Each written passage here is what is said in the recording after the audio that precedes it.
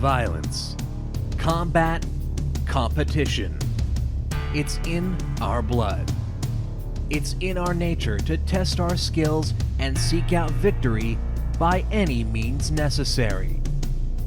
You are about to witness a competition like no other. 36 amateur fighters in 3 weight classes will do battle in a grueling league, fighting for points and a chance to be crowned champion. With so many variables, few things are certain.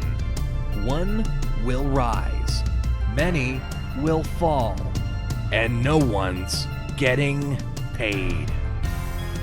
Tonight, the top middleweights have a chance to pull away from the pack, while those in the back will have to do whatever it takes from being left behind.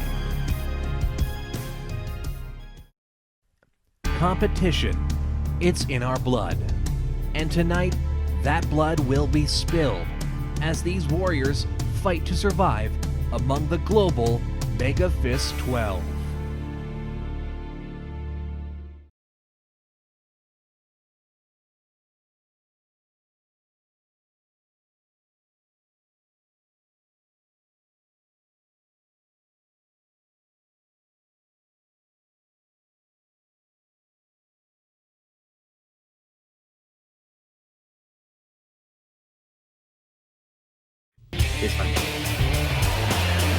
Good evening from Branson, Missouri. It is a big night here at the Nugent Center. This is the Global MEGAfist 12. We are smack dab in the middle of the group stages. It is episode 8, and that is very literal. 15 episodes of group stages will be taking place. We are at the halfway point. My name is Derek Osceola. I'm joined, as always, by Lucille Cramble-Cord. Lucille, great to have you here, as always. It's great to be here, Derek. We've got a great night of fights ahead. Middleweights always bring the action. They're powerful. They're quick. We got some great fights, and this octagonal-like cage structure is going to be filled with violence and blood, and it's going to be outstanding. No doubt about that. Plus, we're joined once again. He's going to be cage side for the entirety of the show. We got him here right now. It's Michael Oleander. Good to have you back here. Thanks for having me back once again. I'm back from my court-mandated public service from my third DUI. It's not something I really discuss that often. But again, back here, cage side. Get it right down, deep in the action. Yes, deep in the action it will be. We've got a huge set of fights. We're going to go over them in just a second. Just a reminder for anyone, the rules, this is not Nom, this is bowling, this is rules. It's 3 rounds of 2.5 minutes each, 150 seconds as it will count down a 10-point must scoring system. And of course, we have our typical ways that the judges will score if they need to go to a decision. Tonight, we haven't seen too many decisions here in Global MEGAfist 12, but we need to have the parameters just in case. Our main event tonight here at 185 pounds, it is Jerome Glorioso taking on Leon Pagliacci. Glorioso 2-0. He's one of the 2 in Group B that's undefeated. And, his counterpart, we'll get to him in a second, but Glorioso has looked pretty impressive in his last fight with a TKO win in just over a minute. Absolutely, he is unreluctant to rule the small island nation. He was elected, but he looks very enthused to be in the cage, throwing fists with another individual. Yeah, I think if nothing else, the fact that he's not currently governing is just why he's happy to be here. So the longer he fights, the longer he can continue on in this tournament. And therefore, we go over to the other side of his group. The other undefeated fighter, Paranorman, our host, takes on Grover Fuppenberg. Fuppenberg had a strong opening showing, lost to Glorioso, and already we're only down to 2 fighters who are at 2-0. It's Paranorman and Glorioso. I mean, it's a little early to say it, Lucille, but I think they might be trying to keep pace with one another, as they will not do battle until the final group stage fight. that's going to be an outstanding fight if things go as they look to be with both men remaining undefeated. But Fuppenberg can definitely play a spoiler in this one. He he's a solid guy, and as long as he's not distracted with his hand up a Fuppet, he's a tough match for anyone in this tournament. Yes, the leather of the glove is being traded, or he's trading in the velvety feel of the inside of a Fuppet for the leather of a mixed martial arts glove. And of course, to round out Group B, Slovan Medovich and Chet Lama both at 0-2. Well, someone's O has got to go and hopefully move them a little bit closer to staying alive in this tournament. Neither of them are necessarily out of it entirely, but a loss tonight is going to make it really tough for one of these two men. Well, you say they're not out of it, but I hold to the theory that win or you're in the bin with these two guys. It's do or die time for Medovic and Lama. No doubt, fair enough. And we go over to the other group, Group A. We have Gordon Wu and Ken Dahl, a pair of 1-1 fighters. Both got wins in the first round, so they know how to finish it quickly. Let's see how they can fare tonight. It's going to be an explosive one, I think, is the only thing we're certain about here. Yeah, Dahl definitely surprised me. With that win he managed to get. I thought he was just gonna essentially be a bit of a doll out there, as no pun intended. I mean, that is what he is. Of course not. His No, look is going for. Yeah, but his first round knockout of Wilhelm Schrei, as my notes show me, just at the end of the first round. That was on our very first episode. He lost a decision to Dale Branston. So he's not an easy character to put away, whereas Gordon Wu, he fought the Tumor of Justice and also lost. So both these fighters coming off of a loss want to get back into the win column. Absolutely, Derek. And we go over to continue on with the man who ruins our green screens, the Tumor of Justice, taking on Wilhelm Schrei. That is a huge fight. The Tumor of Justice, the only 2-0 fighter in this group on this side of the middleweights. And Schrei, that's a tough draw for him. He's 0-2. Going to be hard to find a way to see him beat the Tumor of Justice in this one. Yeah, the Tumor, despite the radiation sickness and all sorts of other cancer treatments ravaging his body, he's looked extremely powerful. And Schrei has, let's just say he's certainly not looked extremely powerful so far. And of course, the interesting thing we've seen about the Tumor of Justice, nothing necessarily we expected, but won both of his fights by submission. So again, the power of strikes that we would expect to see out of someone who radiates, I guess, energy and strength. He goes for the submission instead. That's a bit of a surprising one for me. Yeah, I can only think that during his chemotherapy treatments, he has a lot of time to maybe watch some grappling videos and getting some pointers there. That's my only thoughts. Perhaps. I imagine if there's sensitivity to anything, maybe the less striking he does, the better off it is. Our final fight to preview: Dale Branston, Donnie Bay. Again, a pair of 1-1 fighters. It's very up in the air here. Branston had a decision win over Ken Dahl. Bay got the win. Both these fighters coming off of wins. Bay with a first-round submission over Wilhelm Schrei. It'll be a very interesting one to see how this shakes out. Both these fighters coming off of a win, and they want to just build a nice streak going. Absolutely. Branson, he's got that win, but it was a decision. So as we can see, his point total is only at 3. He's definitely going to have to look for a quick finish to really get himself back in the mix. But if you're looking for a quick finish, sometimes your opponent finds it on you when you're getting a little overextended. So Branson will have to be aware of that. No doubt about that. Well, I think it's ready to get to the action. We're going to head down to the octagonal-like structure. Our starting fight, we're starting things off in a big way. It's the Tumor of Justice taking on Wilhelm Schrei.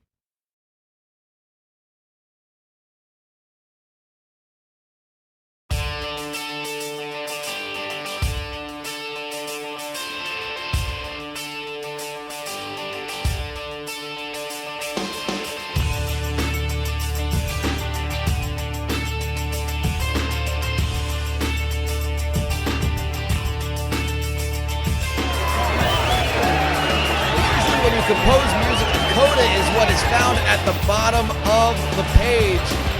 But unfortunately, when you're writing out the standings, Wilhelm Schrey's name is at the bottom of the page when it comes to Group A standings. He's going to try to make things right tonight. He's got a difficult opponent.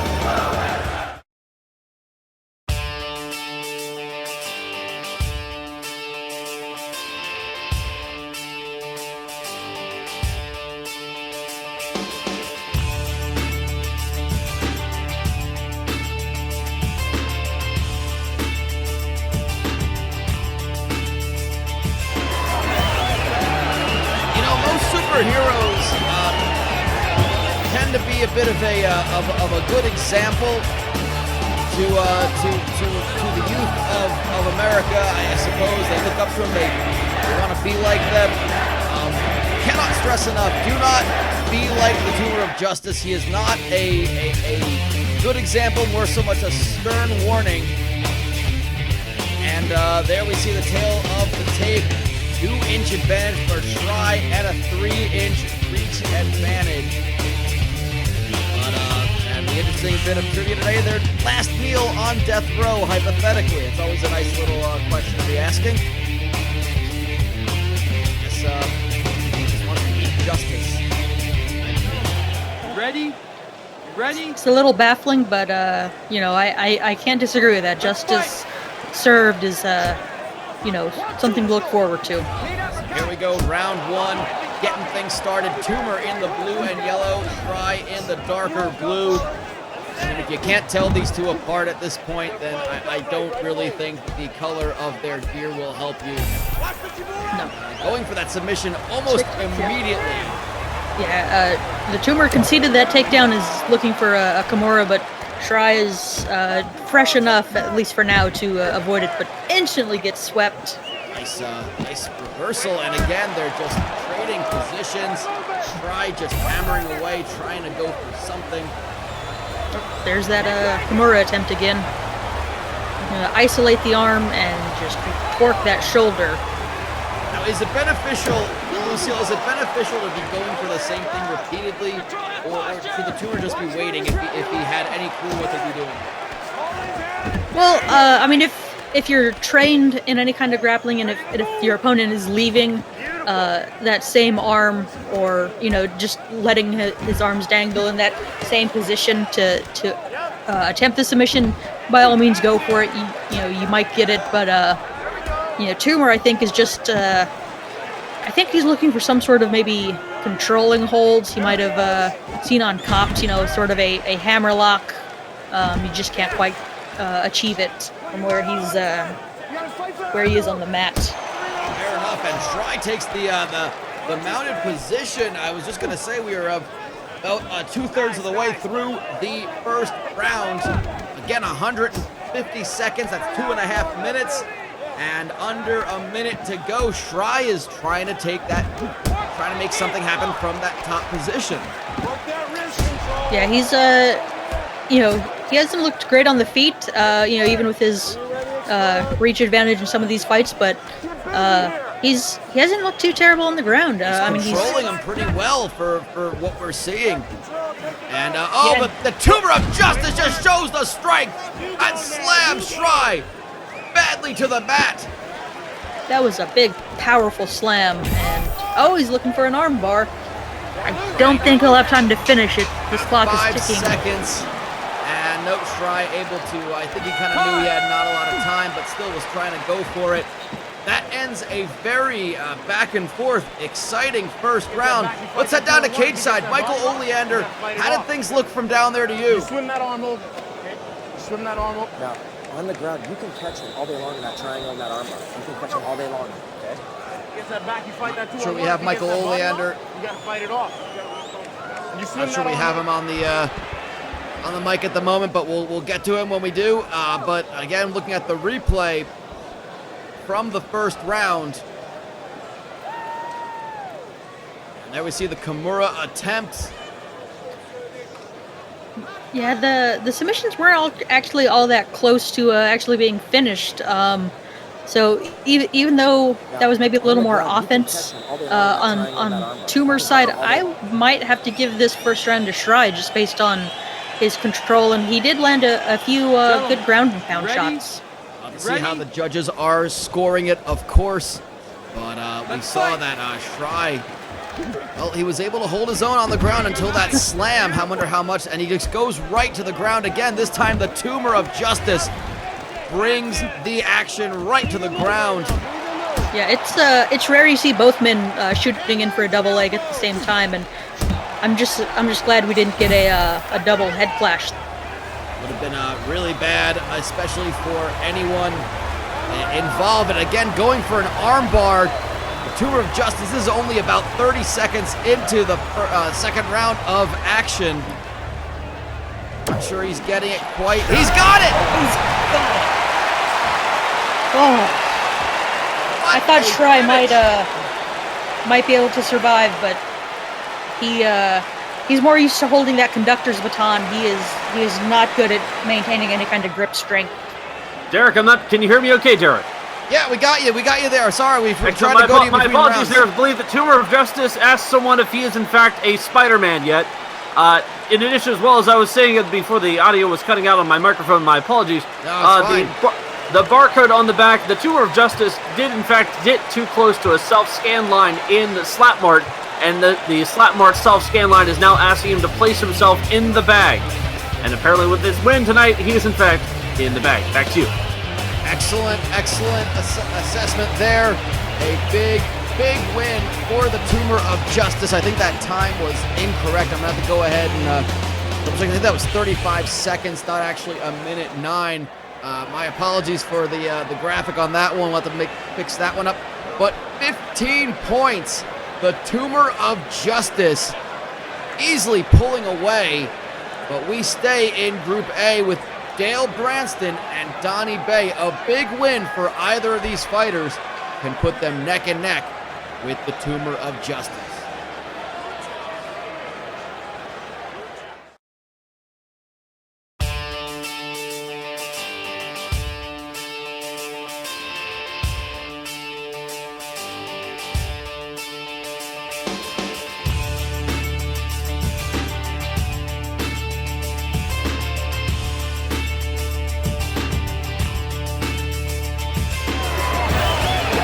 I don't think drowning is something anyone wants to put on their to-do list, but let's just say if Donnie Bay is your lifeguard, he's going to be a little apprehensive. He gets a little bit of stage fright, but certainly not the case in the octagonal-like structure.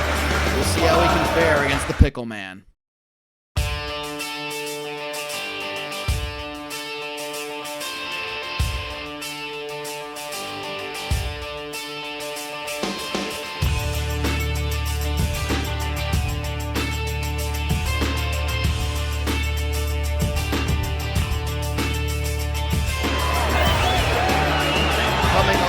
Both fighters coming off a big win 3 weeks ago in episode 5.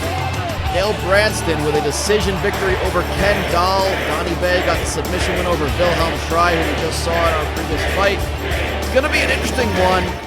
I got to imagine Branston might want to finish this a little bit faster than he did last time as we go to the tail of the tape. But look at Branston. He's got huge advantage. Yeah, those 44 pickled eggs are really going to help him out in this fight. A lot of protein, a lot of energy. Bay is looking to carb load, it looks like. But that height advantage is going to be tough to overcome on Bay's side. It translates exactly into a reach advantage. 5 inches both ways. They touched gloves, and Branston in the sickly green brining sauce color. Bay in lifeguard red. I'm just glad that neither of those materials are poisonous. I can't stress enough how much I agree with that statement.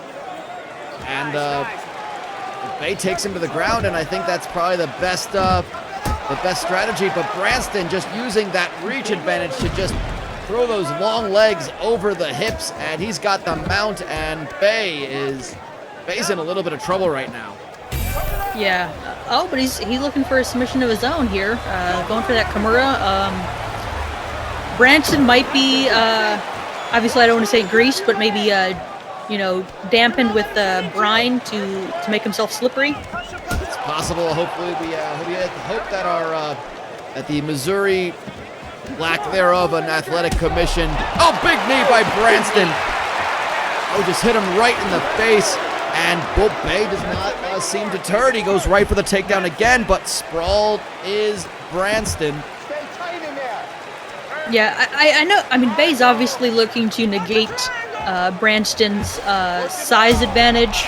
Standing, if you can get him on the ground, those 5 inches kind of disappear when grappling. But Branston is either keeping it standing or ending up on top, which is not what Bay wants.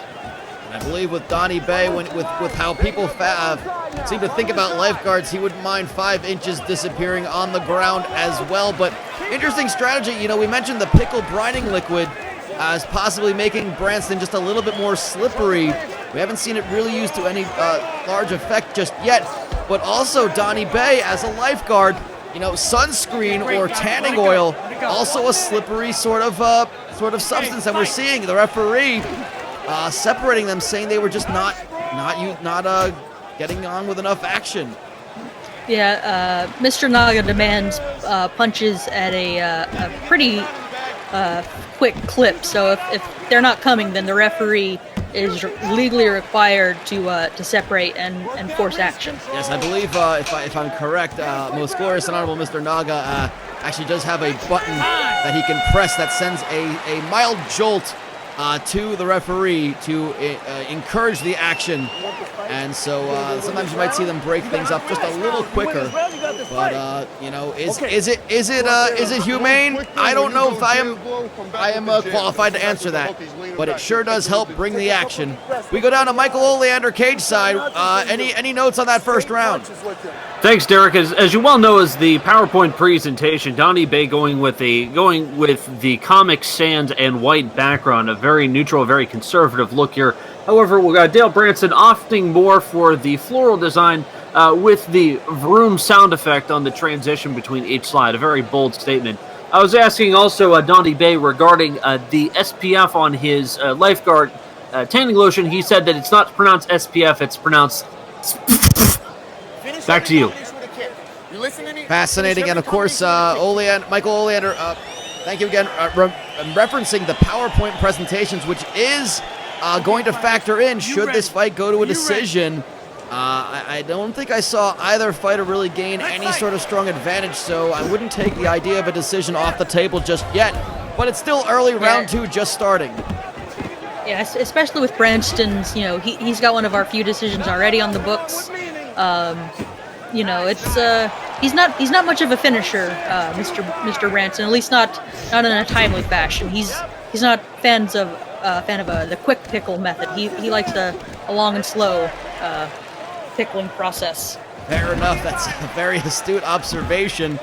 And again, he's going to see if he's. That's the thing. That doesn't benefit you so much. Yes, the wins do matter, but it's points overall, and a decision only gets you 3 points, whereas winning in the first round gets you 6. That's why Bay has a 3-point advantage going into this fight over Branson, despite their records being the same.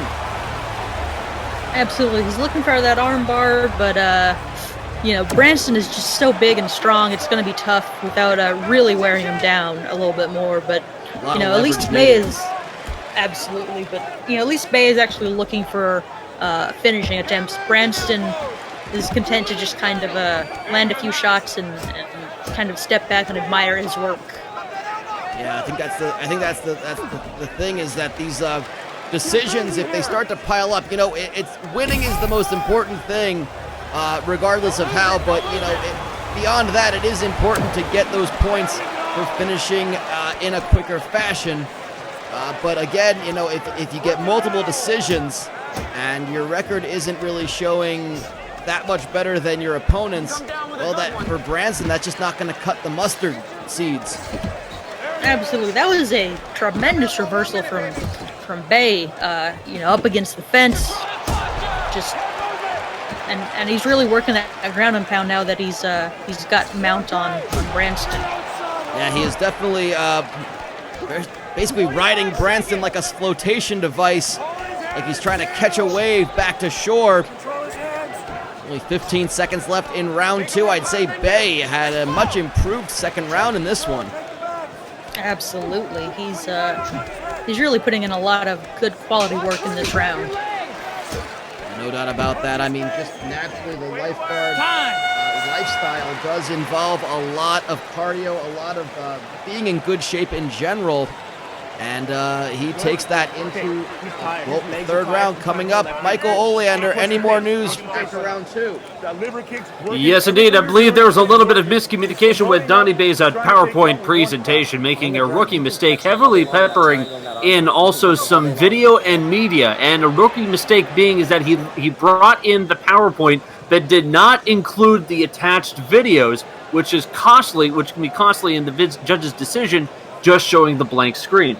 However, with Dale Branston indicating that he was also able to kind of get additional points with the PowerPoint presentation, opting to package it, so all he had to do was just provide it on one single flash drive. Back to you. That's going to be an advantage to Branston, I would say, should this go to a decision. I wonder if that's in the mind, if the corners are going to be telling that to Donnie Bay that he shouldn't be going to a decision, because you just can't, that's something you say on the professional levels. You don't want to leave it in the hands of the judges, Lucille. I mean, I feel like that just as much applies to amateur MMA. Absolutely, especially with these modified rules where, in this week's instance, that PowerPoint presentation is, I believe it's 25% of the criteria, whereas, in something like aggression or cage control might make up, just a fraction in a fight. But there's Bay looking for a submission again. He is showing the aggression. I mean, he's got to make up for it in some other fashion. He really is putting it to Branston, but Branston takes the top position again. Oh, lands a nice left hand from the half guard. Yeah, About a minute and a half to go. 94 seconds. There you go. Oh, there's a Kimura attempt from Bay. I was about to say he got that eyebrow split open from some of those earlier Branston punches, but it doesn't seem to be affecting his vision very much. No, thankfully the blood has been stopped pretty well. I think his cornermen had a mixture of more suntan lotion, or I guess aloe and sand they were using. Just mixing aloe in with sand to create just a really mealy paste and just packing it into that. And big uppercut. Branston trying to steal this late with a knockdown. That's something the judges may take note of in addition to the PowerPoint presentation. I mean, it's still 75% that goes towards the fight itself. And they are just standing toe-to-toe, exchanging punches. Cardio is impressive for both of these two, I must say.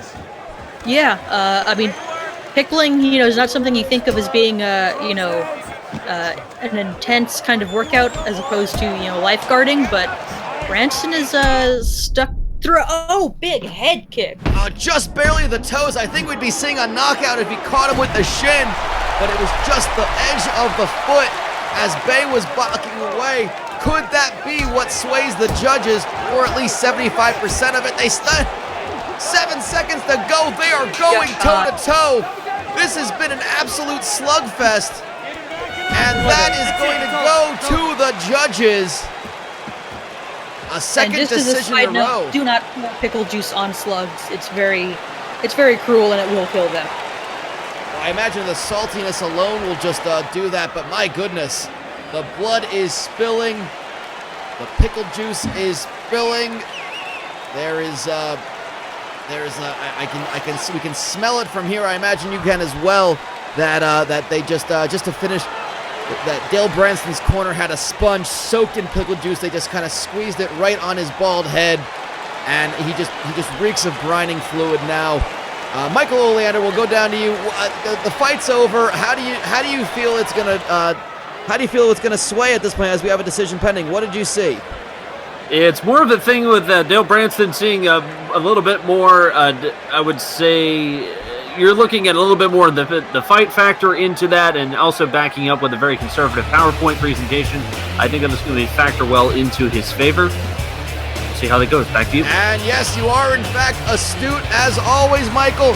It is Dale Branston picking up another 3 points for the decision victory over Donnie Bay. So while Branston improves to 2-1 and Bay drops to 1-2, they both stay on 6 points, which is very interesting to see as we head over to our next fight coming up in just a moment. We have a battle between 2 winless fighters in Group B. Chet Lama taking on Slovan Medovic. We're 2 fighters where their backs are up against the wall.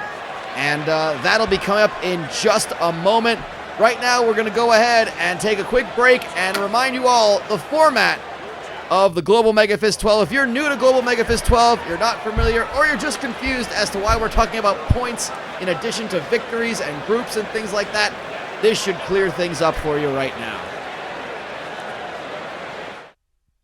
The Global MEGAfist 12 is a grueling competition like nothing ever seen before in mixed martial arts. First, the 12 fighters are drawn at random into 2 groups of 6 fighters each. Each fighter will face off against the other 5 in their group. A win is worth 3 points, while a draw is worth 1. In addition, bonus points are awarded for how fast a fight is won. Winning in the 3rd round is worth 4 total points, a 2nd round win is worth 5, and finishing a fight in the 1st round gets you 6 points in all. After all 5 rounds of competition, the 2 fighters who finish in last place are relegated from Global MEGAfist 12 and must earn their way back in next season. They will be replaced by 2 fighters from the Hyperfist qualifying tournament. The 2 5th-place fighters will be matched up against 2 more fighters from the Hyperfist qualifiers, with the winners earning their spot in next season's Global MEGAfist 12. The top 2 fighters from each group advance to the semifinals, where the 1st-place fighter from each group will take on the 2nd-place fighter from the other. The winners of these fights will do battle for the championship. It all comes down to one thing: win, and win fast. And the title of Global MEGAfist 12 champion awaits.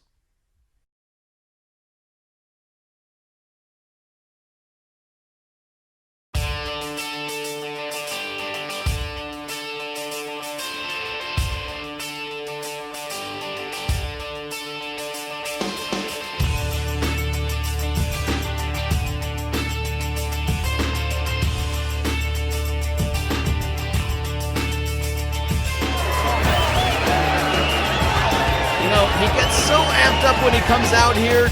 The only thing to just get on his nerves is just to scream Roll Tide or War Eagle. Either one will anger him for various reasons. It's Chet Lama, the Alabama guru, needs a big win tonight.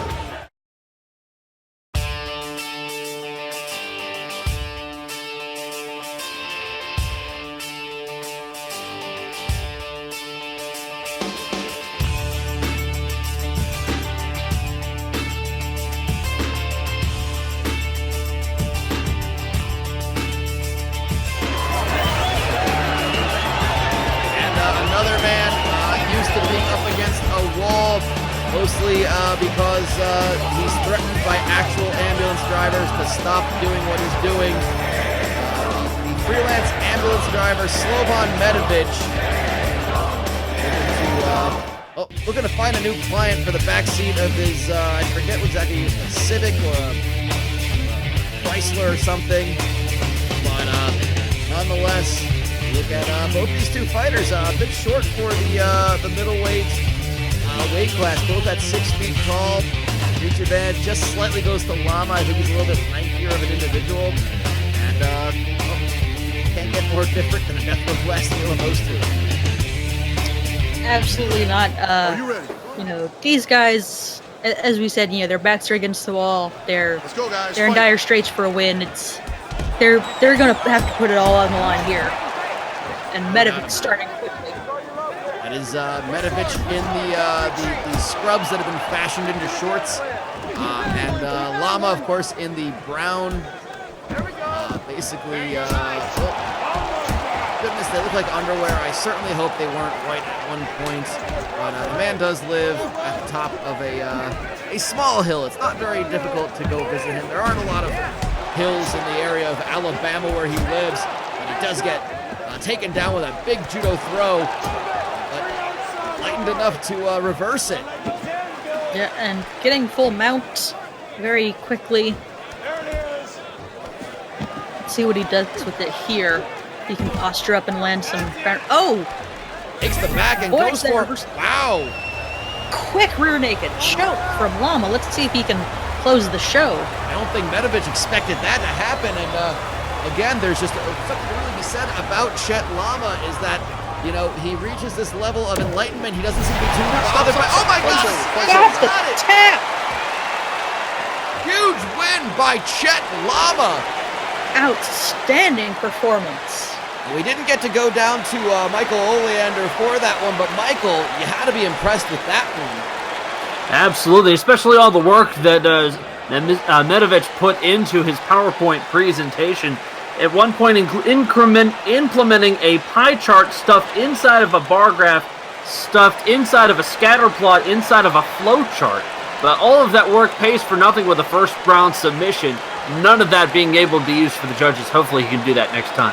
Well, I think that's going to have to be very interesting to see as we see Chet Llama just with that goes up to 6 points. That's what a first round win can do for you. A huge submission victory for Llama, and again, just that level of zen, that level of just peace, inner peace he reaches is an advantage that is dangerous for anyone he faces. We head over to our next fight. It is gonna be another good one. Grover Puppenberg and Paranorman, our host. We've got a 2-0 fighter and a 1-1 fighter jockeying for position, and it's coming up now.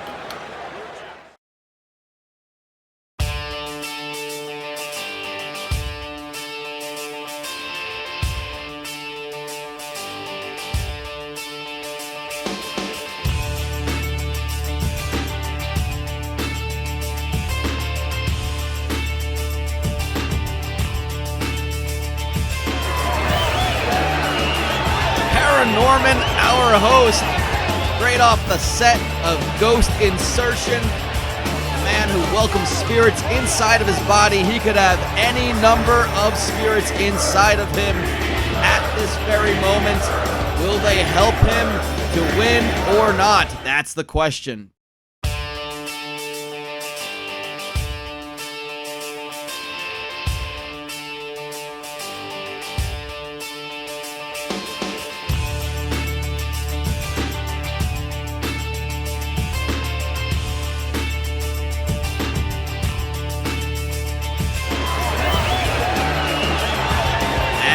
Well, he doesn't need to know the way to Puffinberg Avenue.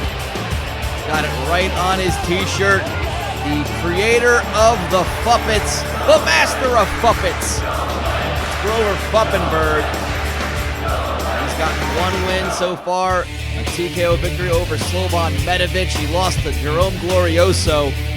He'd love to see a victory tonight over a difficult opponent, Paranorman, our host. That's a troubling death row last meal. Which one? Who uses the word moist? Oh, fair enough. I was gonna say, aside from that, they're virtually identical, including the creepiness of the death row last meal. I mean, I feel like cake is one of the few ways you can use the word moist to describe something without freaking everyone out. I mean, I think cake can be moist. I would prefer cake to be moist, no? I'm just gonna ignore how many times you dropped an M-bomb on live commentary and just focus on this fight, Derek, if you don't mind. Well, my apology will be on YouTube and Twitter tomorrow. Meanwhile, we see... Take it to notes. Yes, no doubt. And we're seeing Fuppenberg in the green on the back foot very early. Goes for a nice back fist. He seems to have maybe picked up a couple of things. I mean, I kind of expect him to throw more spinning back fists and elbows just because that would prevent any damage to his fingers and knuckles. Prevent him from operating the puppets to his full efficiency. Well, fair enough. With the back of his hand. Yeah, you don't want to risk breaking a hand or potentially a finger. That would just really put him out of his real career early on, as opposed to an uppercut that can just put him on Dream Street, which must be adjacent to Fuppenberg Avenue. Paranorman, our host, has this amazing power in him. He packs a wallop not unlike John L. Sullivan, pardon me. I'm not familiar. Is that one of the That is fighters you trained with? long dead boxer from ye olden times. Well, that is potentially an interesting strategy for Paranorman. Can't say we would blame him if we had the ability to welcome the spirit of a dead fighter into one's body. I imagine that is a good idea for Paranorman. Very interesting note brought to me that I guess we do kind of have a bit of a puppeteer versus puppet. I suppose the word would be fuppeteer for Grover, but no doubt you can say that Paranorman is actually being worked like a puppet, potentially if there are souls inside him with 10 seconds to go in the first round. Yeah, I would definitely say he classifies as a classic meat puppet. Of course, and the first round ends with a lot of action. Paranorman, I'd say, has to get the, as he stumbles back to his corner, perhaps there's a lot of blood coming out of the nose of Paranorman. I don't wonder if that's something that the spirits themselves will be feeling. We go down to Michael Oleander at cage side. Yes, indeed. The big conversation between both quarters, as I was getting some words, is the use of tobacco in this match. For Paranorman, I asked him if he ventilated with some smokes in between the matches. He said, there is no Dana, only Jewel. As for Mr. Fuppenberg, he proceeded to refer me to two different puppets, Crankle the Zaxby's drive-through bag and Boxcar the Crotch, who then both threatened me with the shotgun and asked for a pack of Benson and Hedges. Back to you. Excellent analysis, as always, from Michael Oleander. Boxcar the Crotch. I always remember being an old-school boxing technique. And well, I wonder if that's something we're going to see from Grover Fuppenberg, or will we see it from Paranorman, should he have the spirit of an old-time boxer in his body? Perhaps someone will be boxcarring the crotch. It's definitely something that if they knew what it was, their opponent would definitely have to look out for it, but it might come to a complete surprise to both men in this cage structure. Fair enough from that one, Lucille. And we see, again, going right to that clinch battle. We're trying to land some of those, well, I guess he's trying to land elbows from the clinch. He's at the close enough distance for it. Oh my God! Well, if anything has to be worked with his mouth, his jaw may have just been dislocated, hanging limp like an unused puppet. I think Paranorman just had his death row last meal. He took Fuppenberg's soul. Oh, the mouth guard completely out of the mouth of Fuppenberg, clips the jaw. It just needs that like brain-rocking motion. He barely clips him. And the mouth guard comes out, the gum shield is on the canvas. Paranorman, our host, 14 points, 3-0. I don't know what or who or any sort of exorcism that can stop this man. What a fight. What a win.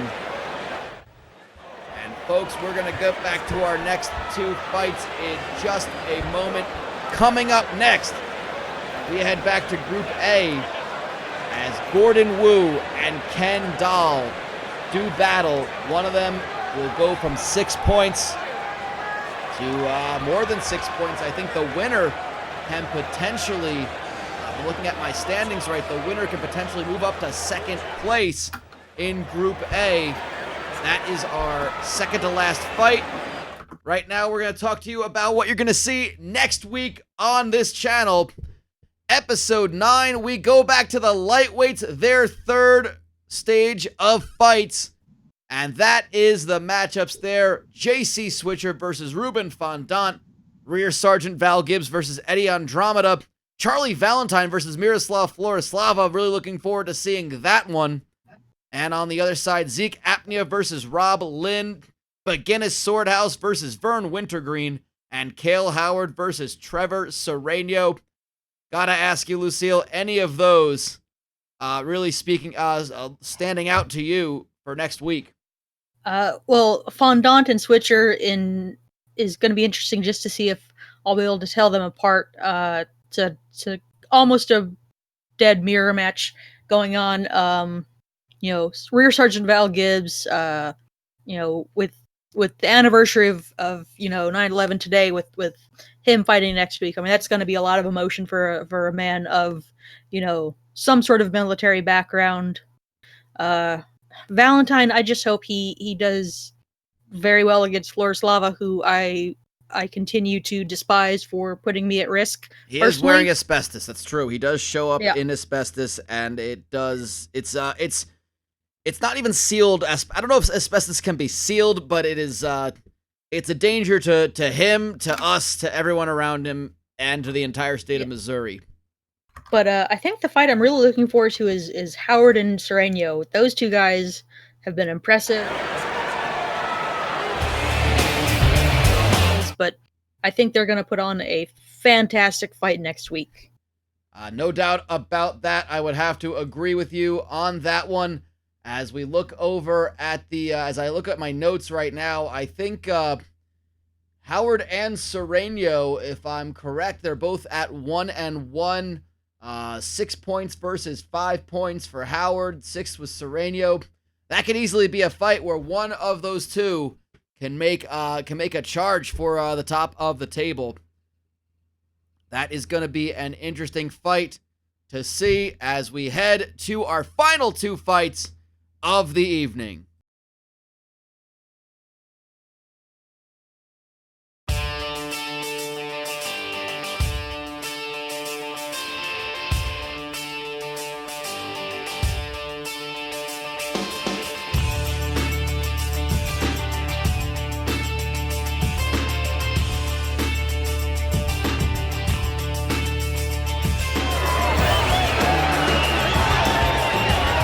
This man is good at one thing, and you guessed that one thing is accessorizing, you would be correct. But it turns out he's a pretty good fighter as well. Coming off a decision loss to Dale Branston, Ken Dahl would like to get back to some winning ways here in this fight.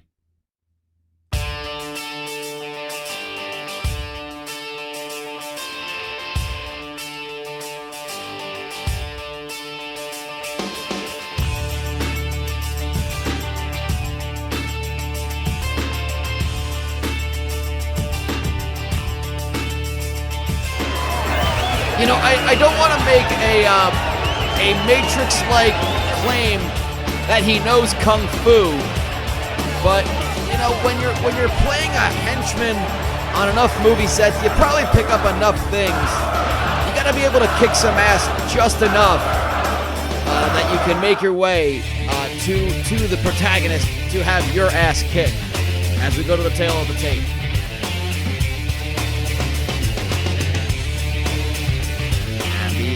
The height and the reach and the weight are pretty much identical. It just comes down to that death row last meal.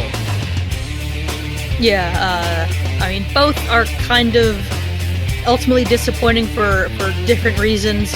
You know, Wu, of course, just wants to be thought of as another actor capable of or allowed to get craft services, and Dahl, you know, if he's gonna die, might as well get rid of those abs and as quickly as possible. Yeah, no amount of plastic ab implants, I guess ab plants, as we want to maybe call them. Well, enough. You can eat enough McDonald's that it would still cover it up, or maybe just maybe he just wants to pop them out. I don't know. I guess if he was on death row, maybe one of his last requests would be to just have everything removed, or maybe he wants to go out as he was remembered, as a. You know, I don't know. I can't get inside the strange plastic-like brain of the man who wants to become a real-life Ken doll. That is Ken Doll.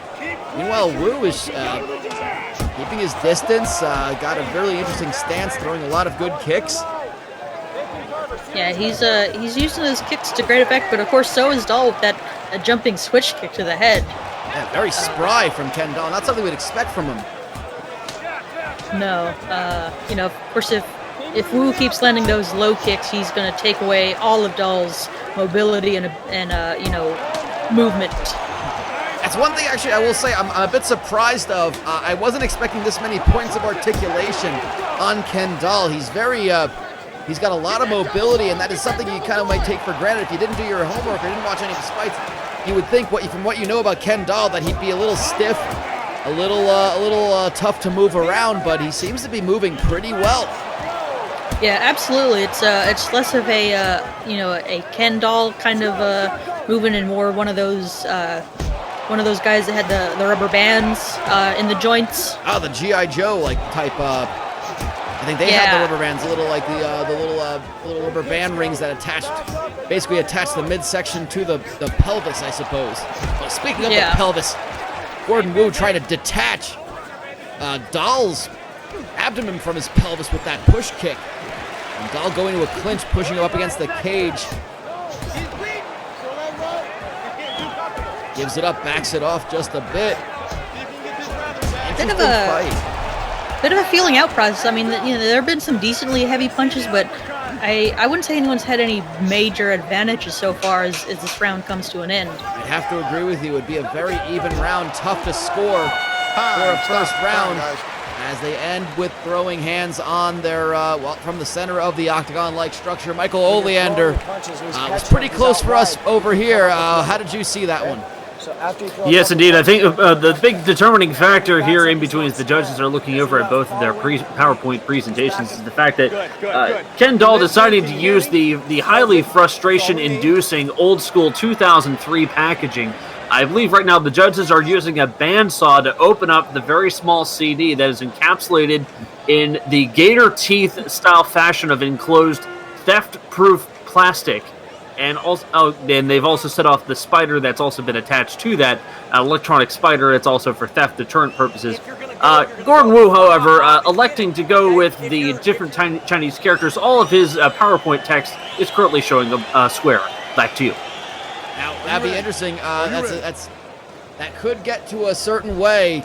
That could get to the judges in a certain way where they may not know that it is, in fact, a swear. So that's a bold strategy. I wonder, and if we go to a third round, I'd love to hear more from Michael Oleander between rounds. If in fact the extra packaging was a plus or a minus to the judges, if they were okay with it, or if they in fact were frustrated and just kind of gave up on it. Well, we're seeing neither of these two are giving up. They're 30 seconds in, just throwing punches lefts and rights. Reckless abandon. You know, Wu's got some very impressive offense. His punches and kicks are very impressive looking. His defense is it's very basic. Sometimes it's completely not there, which makes sense with his you know, assailant number 3 status. And he does get knocked down, and you can see like his lack of defense. See on his right side where those elbows are going in from Dahl, there's a lot of redness welting from, I guess, from body kicks or maybe body punches.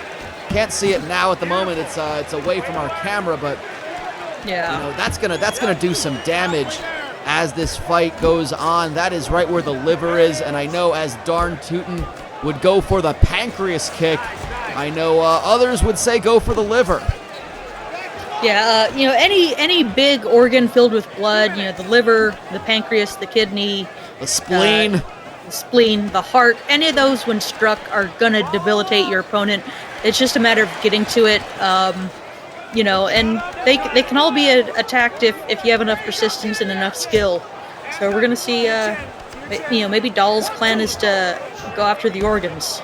Perhaps that's an interesting strategy. He must assume that much like him, he has a hard exterior. He has to go through that exterior. Oh my God! Or you can just knock him unconscious. Oh, Jesus Christ! That was horrific. I don't think any of us were expecting that. As well, Gordon Wu is being sat up. Probably not the healthiest thing to do for a man who was just made unconscious. Descent to terminal dreamland. Let's see what happened. He overshot the right hand, leaves his neck open, and just falls face first. Let's see it from the blimp cam. Ugh. Disgusting. And that follow-up punch was on the money. And then, of course, those punches on the ground were unnecessary, but well appreciated. Yeah, I think I saw the referee kind of reacting as if he was being shocked. I think maybe Mr. Naga, most glorious and honorable Mr. Naga, was pressing the button in delight unintentionally. Well, Ken Dahl goes to 11 points, and with that win goes to second place. Of course, we have one more fight coming up. We will go to the standings as we conclude tonight. But one more fight, it's a big one.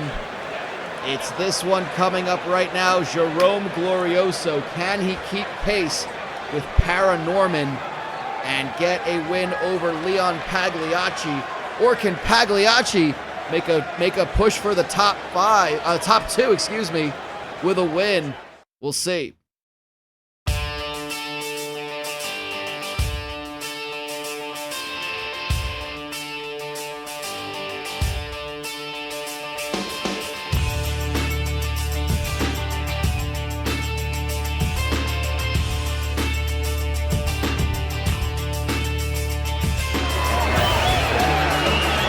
Pagliacci coming out with a vengeance. Understand meeting beforehand with the fight doctor. The fight doctor was talking about just how unfunny a man named Pagliacci was, and unfortunately he had to tell him that it was him.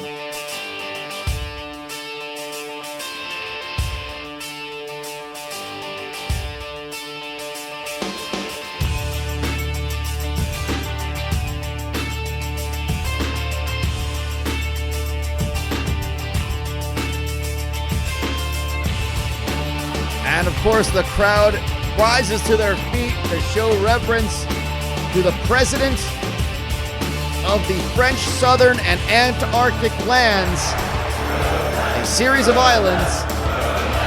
He doesn't really want to be doing it, but he's here anyway. It's President Jerome Glorioso, currently 2-0. May not be willing to be a president, but certainly willing to be a fighter.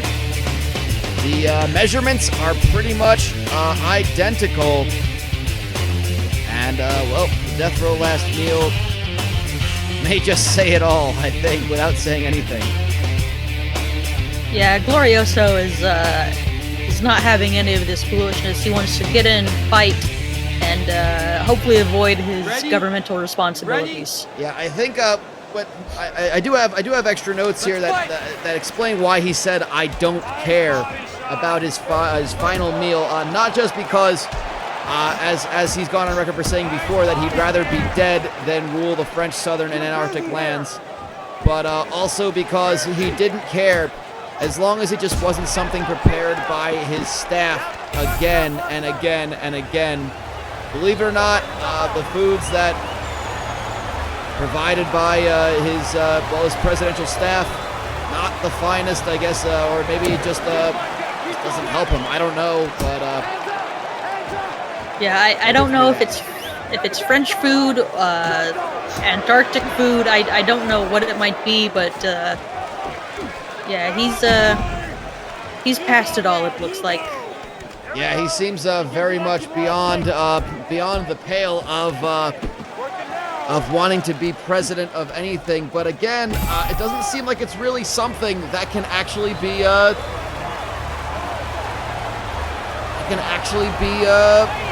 abdicated. I don't know if he can step down. I imagine he just would, but I guess he can't. Yeah, I barely understand, politics in this country.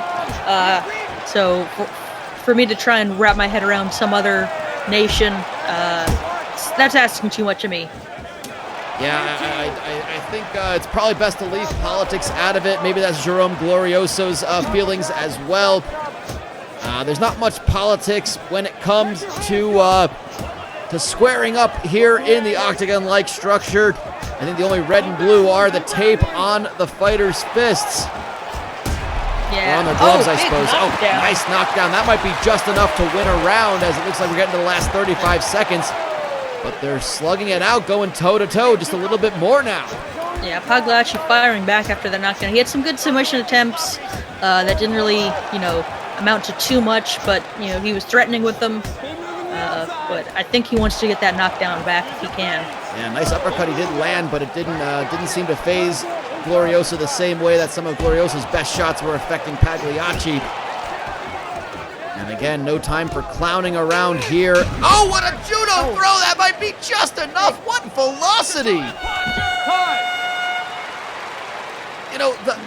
They always say about judo, it's using your opponent's momentum against them, as is often the case with grappling and the grappling arts.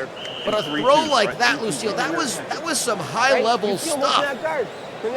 Absolutely. To get your inside leg at the right position, inside your opponent's hips, and flip them over. I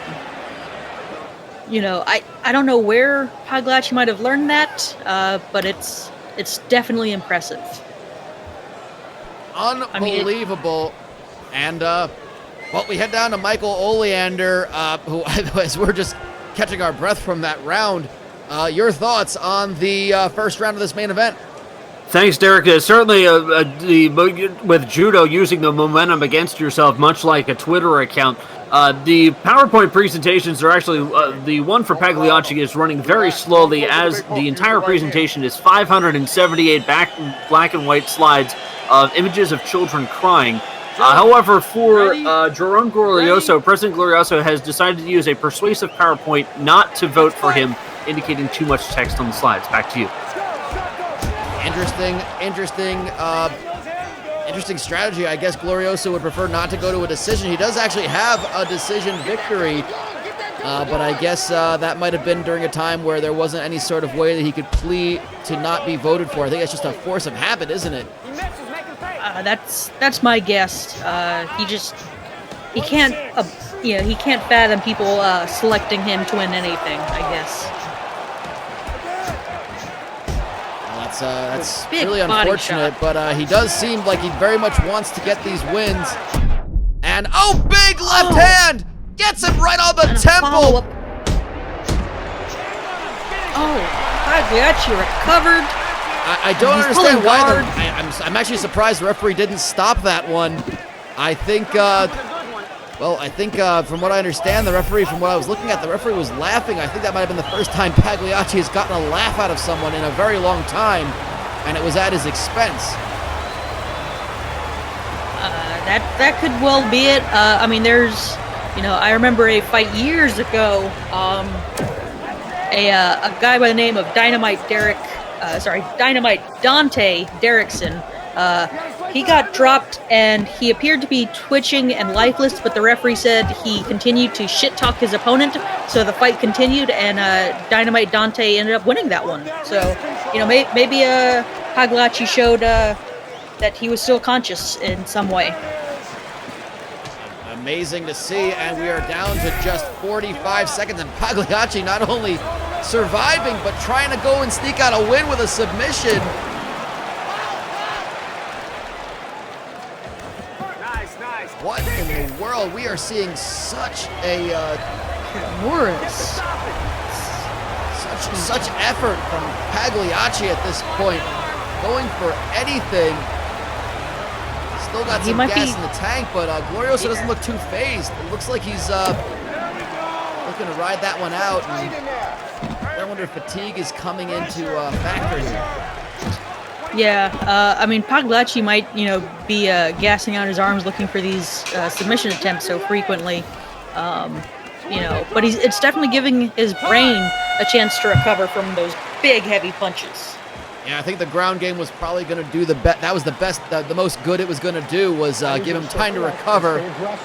The end of 2 rounds, we head to a 3rd round for the 2nd time tonight. The first time it did, it went to a decision. Will we see it again? Let's go down to Michael Oleander again at cage side. Thank you, Derek. And much like when I had to serve another sentence for another public thing to do when you're punching your clown in full view of everyone else. That's what we saw here from President Jerome Glorioso. Speaking with his staff a little bit and regarding to his cooking regimen, he said that the diet is mainly consistent upon any wild penguins, so usually penguin meat is the premier dish that is served at the Palatial Palace, much south of the equator. Back to you. I'd have to imagine that is not a very. I can't imagine penguins being tasty, and also I can't imagine anyone feeling good about eating penguins, let alone cooking them. So I gotta say the people in on Glorioso's staff, Let's fight. maybe some pretty sick individuals. Yeah, I've never had penguin. I can't imagine what it's like, but Glorioso was some big shots, and the clown is down. Well, perhaps the penguin meat has something to do with it. It may not be tasty, it may not be delectable, but maybe there's something to it giving him a win as, Pagliacci's still down, getting tended to. Maybe exhaustion at this point after 2 rounds and a little bit of change. He took some really rough shots, punches to the face, and the referee had to step in. Nothing funny about brain damage with a clown getting it. There is something funny about the idea of a clown being punched, but I want to make sure that everything is okay. And President Jerome Glorioso getting the big victory. What a win! Moves to 13 points. Incredible. He's it's as we're gonna see it in just a moment. We are getting to but we're gonna go ahead and talk about our results for the night as we go through the standings. Let's talk about Group A really quickly. First, we had a couple of fights that ended in one ended in decision. Dale Branston with the decision victory over Donnie Bay, his second victory via decision. Tumor of Justice, another submission in round 2 over Wilhelm Schrei. Ken Dahl with that knockout in round 2 over Gordon Wu. I mean, I think we kind of know what we're going to talk about. That knockout from Ken Dahl. I mean, Lucille, that has to be the highlight from this group. Yeah, absolutely. That was disgusting. That was horrific. That was incredible. Branston, though, he seems like a good guy. He just can't pull the trigger and finish someone. And you don't want to be known as Decision Dale, especially in this tournament. That's not going to do him any favors. No doubt about that. I think that knockout from Ken Dahl, it was violent, it was heinous, it was uncomfortable to watch. It was a little erotic in a way, but nonetheless, we head over to the standings and we see how things are. Ken Dahl jumping up to second place with that knockout, but it seems like it's the Tumor of Justice's world. The other 5 fighters are just competing in it, and we see how the next set of fights, October 16th, a little bit of time to rest for these fighters as it plays out. Bay versus Dahl will be an interesting one. Branston versus Tumor, and Gordon Wu versus Wilhelm Schrei. Gordon Wu going to try to Well, that's the interesting thing. We look at Branston, Bay, and Wu all at 6 points. They are just one win away from being right back into contention. Remember, the top 2 do make it out. And this is actually a tighter group than we expected. Absolutely. I mean, it looks initially right now that the Tumor is going to sail into that, number 1 spot. Of course, anything can happen, but he's looked so impressive. But yeah, that second place finish in Group A is up for grabs. I mean, if Branson can actually get some finishes under his belt, he's right there. But it's anyone's tournament to win still. Yep, 2 fights left to go in the group stages, and even for Wilhelm Schrei, even though it may not be maybe a long shot to make it into the top 2, still the chance of avoiding that bottom spot and avoiding being relegated. It's a lot to play for, a lot to fight for all 6 competitors. We head over to Group B. Glorioso with the TKO victory we just saw. Paranorman, our host, with the disgusting knockout of Grover Fuppenberg, and Chet Lama with a huge first round submission victory. Who impressed you the most out of Group B today? I mean, Lama, for his ability to just dominate so quickly on the ground. I mean, he blocked Medovic's attempt to sweep and ended up taking the back in the process, and just almost instantly sunk in that rear naked choke. I know that's his first win of the fights, but that was impressive. But Paranorman, there is a lot more power in his hands than a 185-pound man is naturally able to possess. And we had talked about it earlier on. Look at the standings right now. The 3-0 fighters, Paranorman and Glorioso, do not face off next episode. That fight could potentially be 4-0 versus 4-0. And we can in fact say that Slobodan Medovic is mathematically eliminated from finishing in the top 2. But a bit of a logjam between Lama, Pagliacci, and Fuppenberg. I mean, Lama's got a tough fight up against Paranorman, but Fuppenberg and Pagliacci, that's a fight where the winner could easily just slide back into contention. Absolutely. I mean, Glorioso is, he's got a chance to play spoiler. If he can knock off Glorioso next time out, I mean, that's definitely going to shake things up. He's also probably fighting for pride, or at least to maybe injure someone enough that he can then take them to the hospital in his converted ambulance, or his car converted into an ambulance. Yes, if not necessarily voting for pride, maybe voting for not fighting for pride, maybe fighting for dream at least. And of course, we have that's the thing for Glorioso and Paranorman: 1 slip up, 1 loss for either of those 2. And any of those 3 in 3rd through 5th could just slide their way into contention. But again, holding serve, ball is in the courts of Paranorman and Glorioso. Well, that is going to be it. We remind you of what you're going to be seeing next week here on Global MEGAfist 12, Episode 9. We focus on the lightweights yet again. Miroslav Florislava versus Charlie Valentine should be a big one. Howard and Sereno doing battle. And of course, Rob Lynn and Beginnis Swordhouse both in action as well. All the lightweights in action next week. We hope to see you there, back here on this channel on 9 p.m. Eastern Time here at Branson, Missouri. This has been the Nougaty Center. Thank you again to both Lucille Cramblecorn, to Michael Oleander at cage side. This has been the Global MEGAfist 12. My name is Derek Osceola. We'd like to thank you all for joining us here tonight. We hope to see you again next week at the same time, same channel for more big fights.